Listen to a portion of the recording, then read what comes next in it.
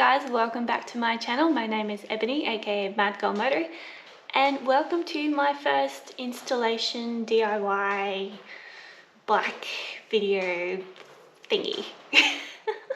Haven't got a name for it yet, but today's video we are going to be installing, and by we I mean me and you guys watching. We're going to be installing the front and rear slider set for my wheels. So without further ado, let's get into it.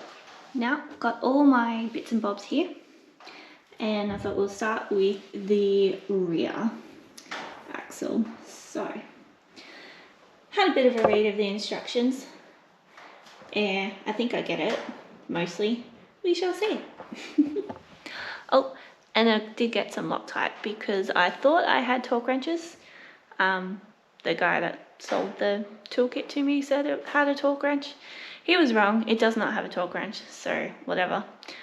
It's just a normal socket set. But anywho, I got some Loctite, so hopefully we should be fine. And the instructions do tell me where to put it, so that is handy. So yeah, let's attempt to put some sliders in.